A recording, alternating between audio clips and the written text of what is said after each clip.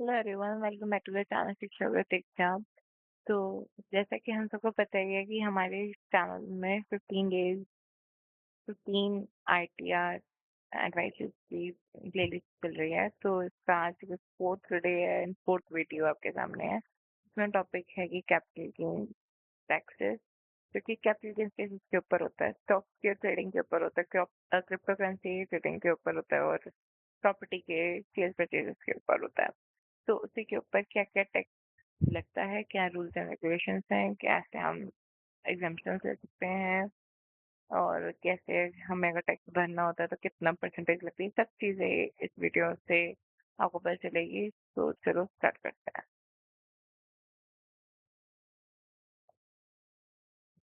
First thing is what is exactly capital gain. Capital gain होता क्या है? Capital gain इस तरीके से होता है जब अपने कोई एसेट, अपने किसी भी तरीके की कोई एसेट या इन्वेस्टमेंट थी, उसका अपने सेल एंड परचेज करने पे आपको जो भी प्रॉफिट मिला, that would be consider as capital gain.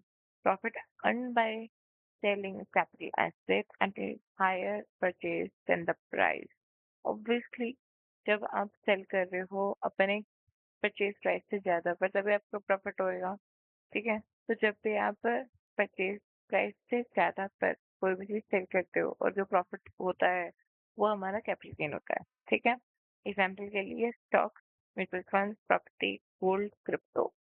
ठीक है, और इसे एग्जाम्पल दूं, हमने भाई गोल्ड जो है बाबा आदम के जमाने में कभी खरीदा था, 3,000 का खरीदा था, और अब उसकी अमाउंट जो है वो 90,000 हो चुकी है। 90,000 में उस 3,000 के अमाउंट को इन्फ्लेशन वगैरह सब कुछ कैलकुलेट करके हमने बेचा। जितना भी हमारा प्रॉफिट था हमारा, वो हमारा कैपिटल गेन होगा। समझ आएगी? Capital gain are tax under the income tax act based on the asset type, holding period. जो कैपिटल गेन है ना, उसके लिए भी दो तरीके से हमारी इनकम टैक्स एक्ट जो है काम करती है। मतलब उन्होंने एक तरीके से अपना प्रोविजन बना रखा है इसमें। कैसे क्या है कि भैया, taxes are varied on basis of the different types and different period. ये होल्डिंग पीरियड यहाँ पे short term and long term याद करेंगे। तो types of the capital gains क्या क्या होते हैं, देखो। शॉर्ट टर्म कैपिटल गेन हो सकता है कि लॉन्ग टर्म कैपिटल गेन हो सकता है। शॉर्ट टर्म कैपिटल गेन तब होता है जब आपने कोई भी अपना एसेट जो है वो शॉर्ट टाइम पीरियड के लिए अपने पास रखा था सेल करने से पहले, तो जो वो गेन होगा that would be considered short term capital gain. और जब आप उसको लंबे टाइम के लिए होल्ड करके रखते हो तो वो आपका लॉन्ग टर्म कैपिटल गेन हो जाता है। ठीक है, पर इन दोनों की जो टैक्स रेट होते हैं वो भी डिफरेंट होते हैं। शॉर्ट टर्म कैपिटल गेन जो होता है वो थोड़ा कंपैरेटिवली उसके जो टैक्स रेट होते हैं वो हायर होते हैं, और लॉन्ग टर्म कैपिटल गेन की कम होते हैं। ठीक है, कैपिटल गेन्स जो होते हैं जैसे स्टॉक्स एंड इक्विटी में, तो उसके लिए क्या क्या क्या टैक्स लग जाएंगे सब है वो तो देखते हैं। और अगर आपसे कोई भी कैपिटल गेन हो रहा है स्टॉक्स और इक्विटी की ट्रेडिंग करके, तो आपका शॉर्ट टर्म कैपिटल गेन जो है वो होगा 15%। टैक्स उसका कितना होगा? चार्ज 15%। मैं आपको ऑलरेडी बता चुकी हूँ कि शॉर्ट टर्म कैपिटल गेन की जो टैक्स कैलकुलेशन होती है वो 15% मतलब ज़्यादा होती है as compare to the long term capital gain. तो यहाँ पे आप देख सकते हैं लॉन्ग टर्म कैपिटल गेन जो है वो 10% है। ठीक है, अब साथ में स्टॉक्स एंड इक्विटी के साथ कैपिटल गेन में एक साथ में एक चीज़ हमें है कि अगर 1 लाख से ऊपर का हमारा लॉन्ग टर्म कैपिटल गेन है तो हमें टैक्स तभी लगेगा। अगर हमारा 1 लाख से कम है तो हमें एक तरीके से उसकी भी एग्जेम्पशन मिल जाएगी। ठीक है, वो हमारी होती है नो इंडिकेशन इंडेक्सेशन, सॉरी। ठीक है, नो इंडेक्सेशन ये हमारी होती है। इंडेक्सेशन होता क्या है? इंडेक्सेशन एक तरीके से कंसिडर कर लेते हैं कि जब आपका लॉन्ग टर्म पीरियड हो जाता है तो आपको पता है इकोनॉमी में भी इन्फ्लेशन है, तो आपके जो प्राइसेस हैं ऑलरेडी वो कहते हैं उसका अमाउंट जो है वो हो सकता है जो सेल प्राइस है वो आपका बढ़ गया हो। ठीक है, तो उस वजह से आपका एक्चुअल में तो गेन हुआ नहीं है, बस जस्ट सेल प्राइस और या हम बोल सकते हैं मनी वैल्यू के गिरने की वजह से वो आपका दिख रहा हो। तो इसलिए 1 लाख तक की हमें एग्जाम्पल मिल जाती है। ठीक है, तो ये नो इंडेक्सेशन हमें हो जाता है 1 लाख के ऊपर, और 1 लाख के ऊपर हमें 10% का टैक्स देना पड़ता है लॉन्ग टर्म कैपिटल गेन में। ठीक है, अब तीसरा है सिक्योरिटी ट्रांजैक्शन टैक्स। ये जो तीसरा टैक्स होता है ये आपको लगता ही लगता है, मतलब अगर आपने कोई ट्रेडिंग करी है, ठीक है? स्टॉक एक्सचेंज के थ्रू अगर आपने कोई ट्रेडिंग करी है, ठीक है? तो आपको एक नॉमिनल अमाउंट जो है at the time of trading या ट्रांज़ैक्शन जो है, वो टैक्स लगता ही लगता है। तो ये सिक्योरिटी ट्रांज़ैक्शन टैक्स वो होता है। अगर आपने सिक्योरिटी ट्रांज़ैक्शन टैक्स पे करा है at the time of trading, तो आपके जो भी टैक्स लगेंगे ना, मतलब कैपिटल गेन में, आपके 15 और 10% लगेंगे। एल्स अगर आपको ने एसटीटी नहीं दिया था, तो जो उसकी कैलकुलेशन होगी वो that would be higher than that rate. ठीक है? So STT is the little portion of the tax which is deducted at the time of trading on stocks. If it's missing at the time of a trading, then that tax will be calculated higher than the normal tax slab. तो normal tax slab जो दे रखा है उससे higher ये calculate होएगा. What does no indexation? Indexation जब नहीं है, हमने वो पढ़ा ना कि no indexation है, तो उसको exactly क्या होता है मैंने आपको बता दिया, फिर मैं यहाँ पे indexation is a benefit usually given to the LTCG, मतलब long term capital gain, जैसे कि प्रॉपर्टी, गोल्ड, डेट फंड्स, इन सब के लिए LTCG में ये तरह से हमें बेनिफिट मिलता है। क्यों? क्योंकि अगर हम परचेज करते हैं, कुछ भी हमें कॉस्ट होती है, वो इन्फ्लेशन के थ्रू एडजस्ट होती ही है। तो गवर्नमेंट उसको एडजस्ट करके 1 लाख तक का या कुछ कुछ प्रॉपर्टीज में कुछ कुछ अमाउंट का जो है इंडेक्सेशन दे देती है, जिससे आपको टैक्सेबल जो इनकम होती है वो रिड्यूस हो जाती है और आपका बेनिफिट हो जाता है। ठीक है?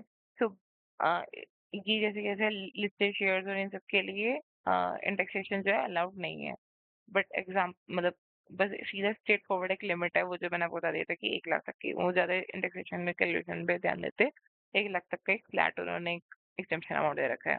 एग्जाम्पल के लिए अगर आपने जैसे कि कोई स्टॉक्स खरीदे थे जून 2022 में और 1 लाख के लिए, ठीक है? और वो आप जुलाई 2024 में बेच रहे हो, जो कि आपका 2,50,000 है, ठीक है?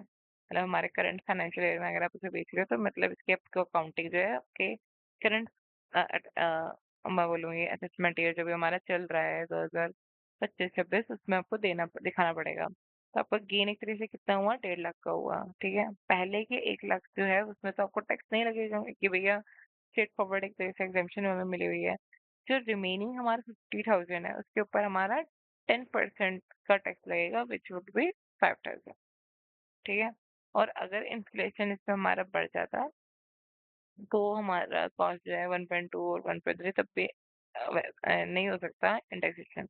बट अगर ये केस हमारा कोई प्रॉपर्टी वगैरह वाला होता तो शायद हमारा जो ये 1 लाख का अमाउंट है 1.2 या 1.3 हो जाता। और गेन कैलकुलेट होता कैसे, sale price minus purchase price. ठीक है, चलो जी, आगे चलते हैं। कैपिटल गेन जो है date funds bonds gold in सब के ऊपर अगर आपने कोई सेल परचेज करी है उसकी वजह से आपको गेन हो रहा है, तो उसका क्या है भैया, देखो अगर आपका कोई शॉर्ट टर्म है तो वो हम शॉर्ट टर्म कैसे कंसिडर करेंगे, 36 मंथ में ही अगर आपने उसकी सेल परचेज करी हो तो वी विल बी कंसिडरिंग कि ये आपका शॉर्ट टर्म कैपिटल गेन है। और इसके जो भी टैक्स स्लैब्स रेट्स होंगे वो नॉर्मल टैक्स स्लैब्स रेट जो हमने फर्स्ट वीडियो में कवर करते हैं वही वाले होंगे।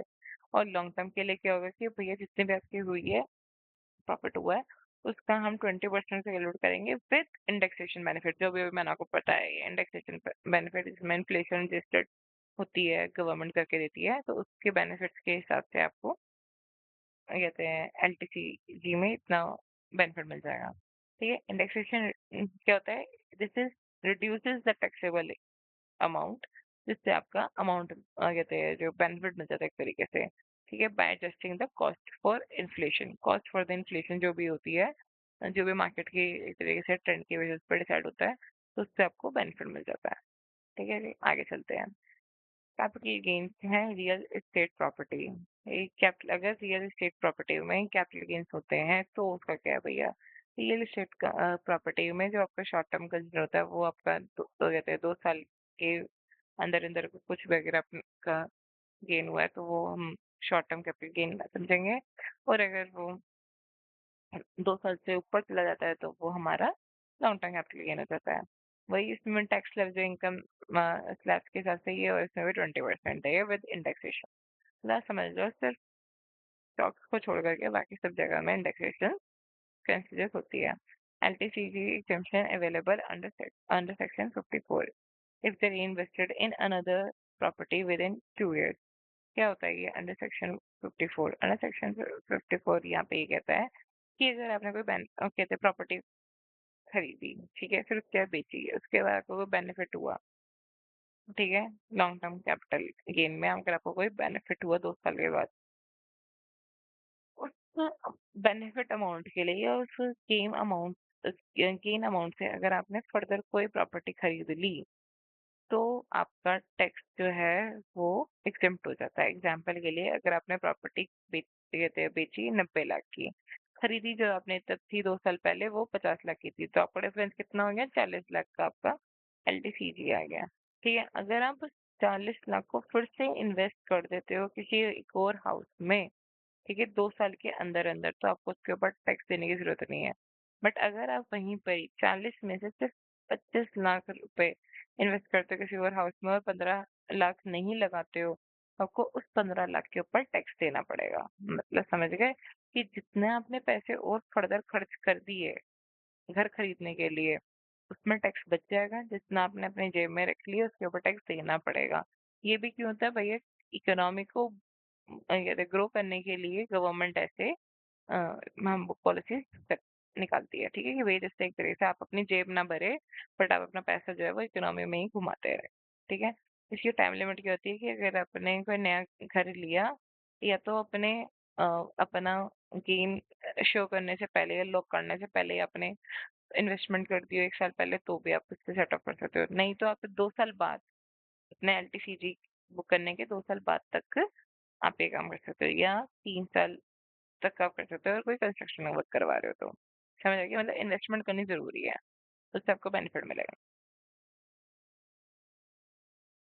उसके बाद है कैपिटल गेन्स इन क्रिप्टो करेंसी। क्रिप्टो करेंसी में भी आजकल लोग दुनिया पागल है, तो उसकी वजह से भी मतलब बहुत से लोग जो है फायदे कमाते हैं और बहुत से जो है नुकसान कमाते हैं। जो फायदा कमाते हैं उनको टैक्स देना पड़ेगा। तो टैक्स में क्या है, फ्लैट 30% का टैक्स लगता है भैया। कोई यहाँ पे स्लैब बेनिफिट नहीं है कि इतना आपको रिडक्शन मिल जाएगा, या नॉर्मल स्लैब्स में जो आपको एग्जेम्पशन मिलती है, कुछ नहीं है, कोई रिडक्शन नहीं है। सीधा आपने क्रिप्टो करेंसी से पैसा कमाया, टैक्स दे दो भैया 30% का, सीधी सीधी बात। ठीक है, कोई आपको इसमें डिडक्शन या कोई भी बेनिफिट नहीं मिल रहा है। 1% जो है इसमें टीडीएस कटता है at the time of sale of the crypto currency under section 194 S, if the total is 10,000 per year. ठीक है, मेरा टीडीएस भी कटता है इसमें अगर आपका जो भी सेल है वो 10,000 से ऊपर तक चला जाता है तो। ठीक है, और लॉसेस अगर आपको क्रिप्टो करेंसी होता है तो उसको सेट ऑफ भी नहीं कर सकते हो भैया। एक तरीके से क्रिप्टो करेंसी के लिए आप देखोगे तो हर एक चीज में आप इन्होंने कोई भी फायदे नहीं दे रखे, क्यों दे रखे? क्योंकि they are try to restrict people to invest in crypto currency. But हाँ, बेनिफिट होता है तो करो, ठीक है, क्या दिक्कत है, करो, बट देख के करो भैया। पैसे मत अपने खराब करना, सब कुछ समझ के अपने पैसों को यूज करना चाहिए, यूटिलाइज करना चाहिए। ठीक है, बट आपको इसमें मैंने बताया था, इसमें तीन हमें जो है तीनों की तीनों चीजों में हमें एक तरीके से थोड़ा थोड़ा सा मैं बोल सकती हूँ नुकसान ही होता है।